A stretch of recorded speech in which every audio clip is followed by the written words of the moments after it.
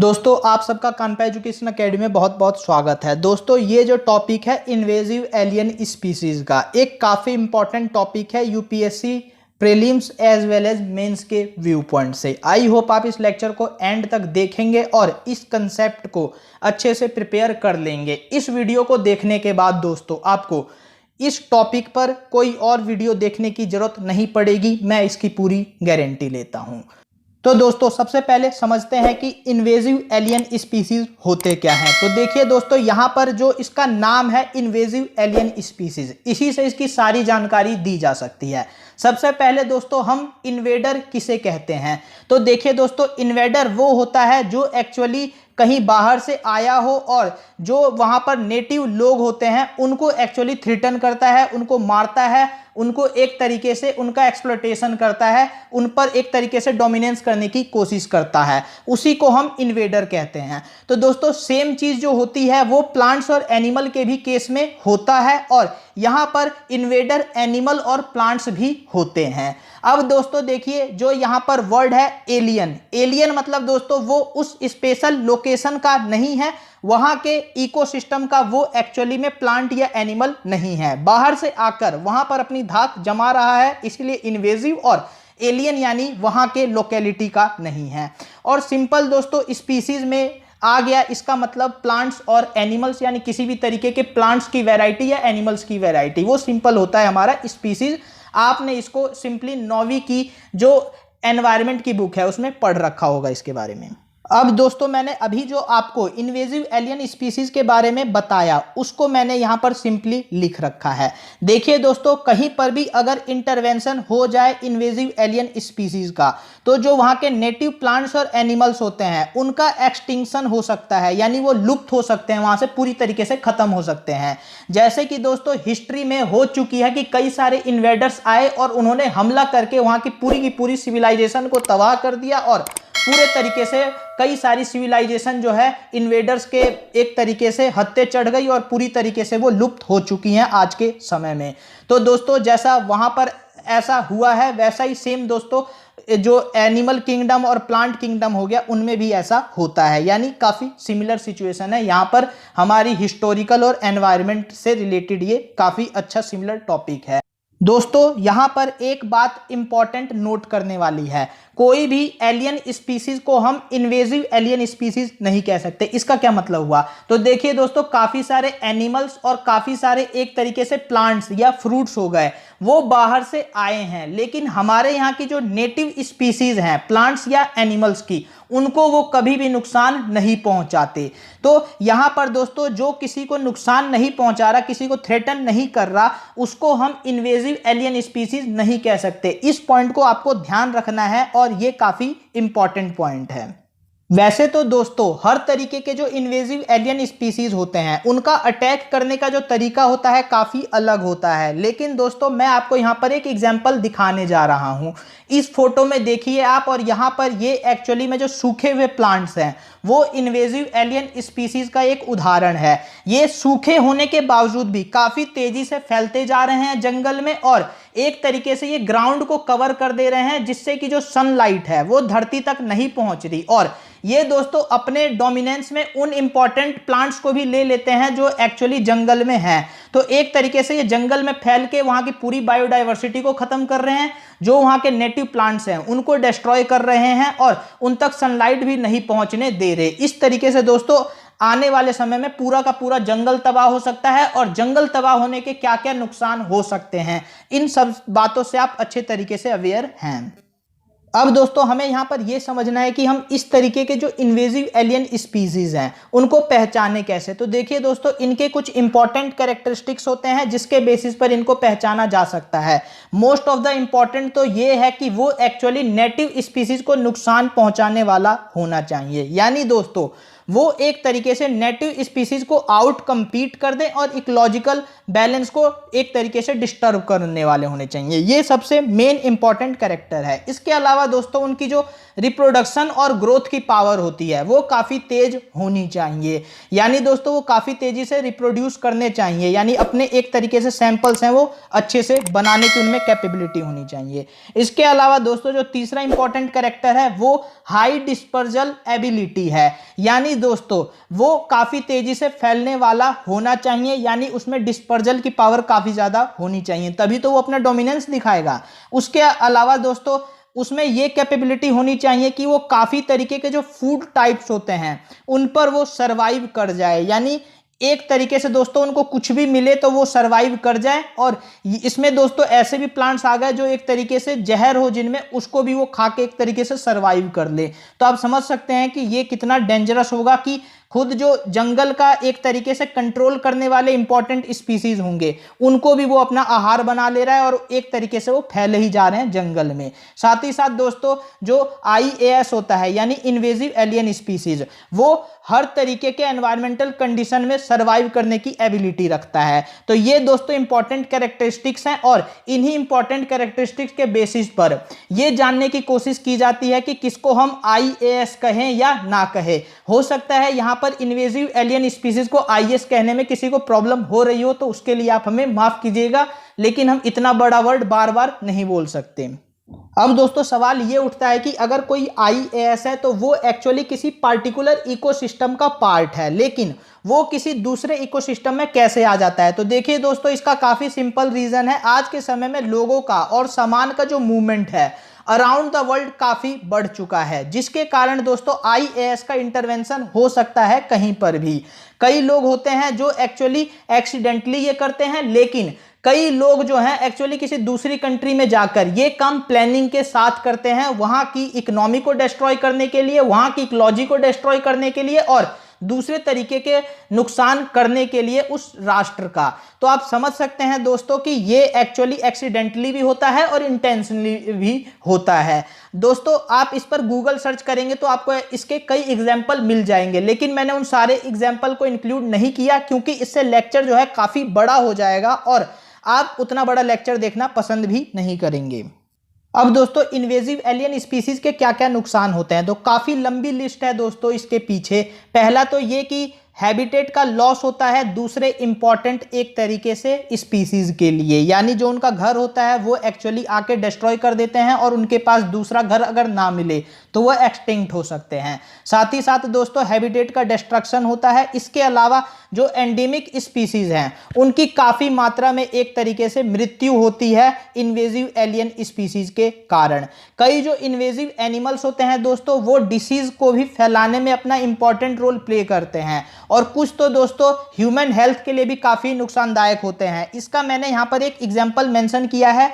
Invasive zebra muscles है जो actually अपने टॉक्सिन्स में, अपने टिश्यूज में टॉक्सिन्स को एक्यूमुलेट करता है और अगर कोई और ऑर्गेनिज्म है वो इस इन्वेजिव जेब्रा को खा जाता है तो उसके थ्रू दोस्तों क्या होगा, ये एक तरीके से फूड चेन में आ गया और अगर उस एनिमल को अगर इंसान खा लेता है तो फिर वो इंसान के शरीर में वो टॉक्सिक अमाउंट आ जाता है जिससे उसकी हेल्थ को नुकसान हो सकता है। इसके अलावा दोस्तों काफ़ी सारी जो बिल्डिंग्स कंस्ट्रक्ट की जाती है वो एक्चुअली अगर वहां पर IAS आ जाता है तो उस पूरी की पूरी बिल्डिंग को डिस्ट्रॉय कर सकता है उसमें वो बढ़कर, जिससे काफ़ी ज़्यादा नुकसान होता है। इसके अलावा दोस्तों कई सारे इंपॉर्टेंट पाइपलाइन और इंफ्रास्ट्रक्चर बनाए जाते हैं, ब्रिजेस बनाए जाते हैं, अगर वहां पर IAS लग जाए तो उस पूरे के पूरे इंफ्रास्ट्रक्चर को डिस्ट्रॉय कर सकता है और इससे काफ़ी ज़्यादा नुकसान हो सकता है। साथ ही साथ एक्सीडेंट और दूसरी एक तरीके से चीज़ें होने की भी संभावना बढ़ सकती है। अगर किसी डैम में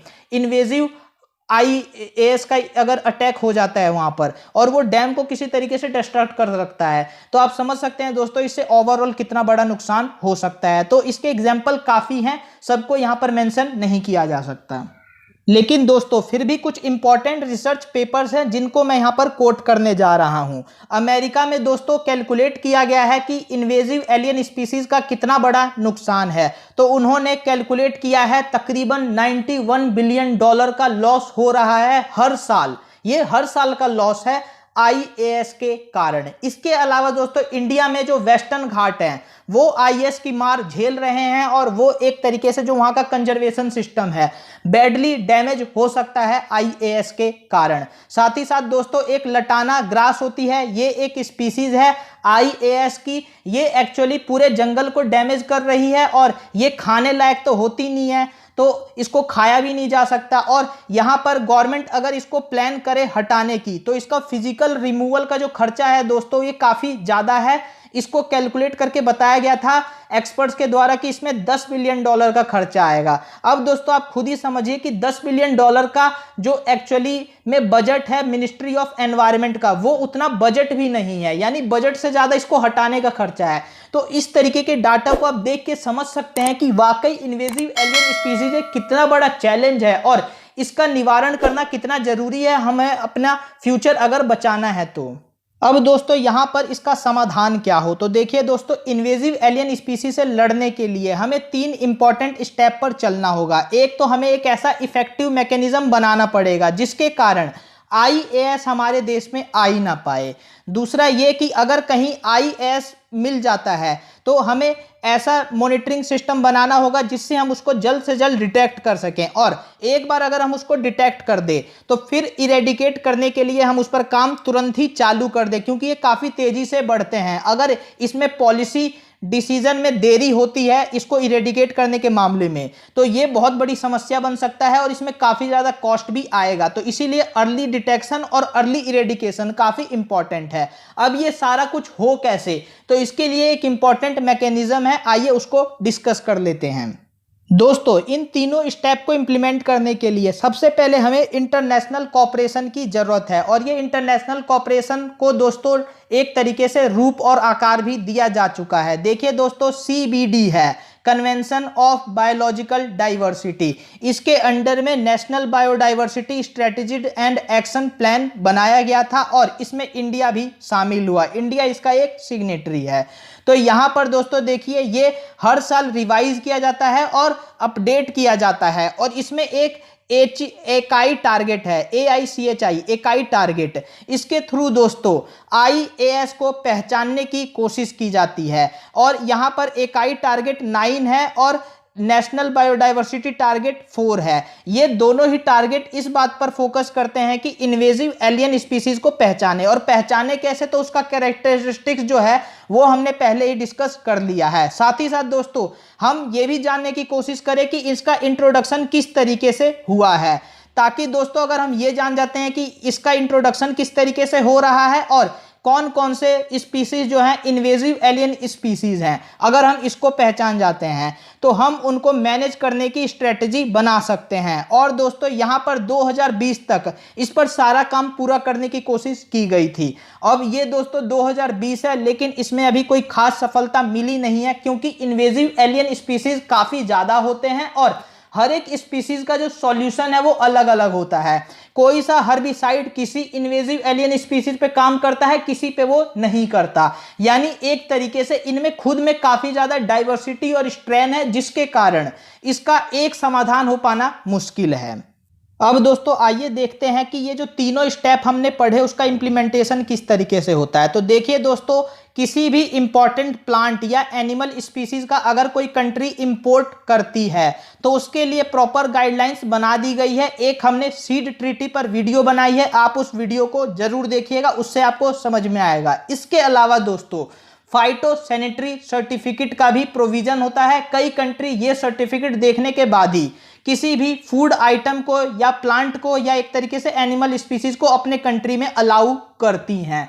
तो दोस्तों उसी में ये जांच कर लिया जाता है कि ये किसी तरीके से इन्वेजिव एलियन स्पीसीज का पार्ट है या नहीं, या उसकी कोई वैरायटी है या नहीं। तो एक तरीके से उसका मूवमेंट पर ही रेस्ट्रिक्शन लगाने की कोशिश की जाती है ताकि किसी कंट्री में वो ना आए। अब इंडिया इसमें कहाँ है, कैसे उसके हालात हैं, इस पर अभी मैं कुछ फिलहाल कमेंट नहीं कर सकता। इसके अलावा दोस्तों एक ब्लास्ट वाटर होता है, उसका भी ट्रीटमेंट करना काफ़ी ज़रूरी होता है। ये देखिए दोस्तों ओशन में जो एक तरीके से शिप चलते हैं, कार्गो चलते हैं, उसी के थ्रू सामान का ट्रांसपोर्टेशन होता है।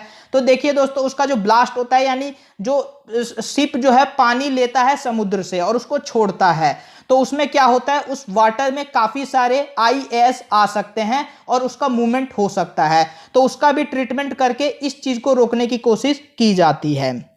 इसके अलावा दोस्तों गार्डनर्स को एजुकेट करने की जरूरत है ताकि वो नेटिव प्लांट्स का ही इस्तेमाल करे और जो इन्वेजिव प्लांट्स हैं उसको हटाने में वो अपना कंट्रीब्यूशन दे। क्योंकि दोस्तों कई तरीके के जो सजावटी प्लांट्स हैं उनको लगाया जाता है और वो एक्चुअली बाद में जाकर काफी डैमेजिंग हो जाते हैं, क्योंकि वही इन्वेजिव एलियन स्पीसीज का रोल प्ले करने लगते हैं। तो दोस्तों अगर गार्डनर्स को हम यहाँ पर एजुकेट करें तो हम काफी हद तक जो इन्वेजिव एलियन स्पीसीज का एक तरीके से घरों में लगाना और दूसरा एक तरीके से लगाने की जो गलती होती है उसको हम कम कर सकते हैं। साथ ही साथ दोस्तों इन्वेजिव एलियन स्पीसीज की लिस्ट बनाई जाए, उनको कंटिन्यूसली आइडेंटिफाई किया जाए और उस पर कौन सा हर्बिसाइड या केमिकल या किस तरीके की टेक्निक उस पर काम कर रही है उसको भी प्रॉपर बनाया जाए और ये काम कंटिन्यूसली होते रहना चाहिए।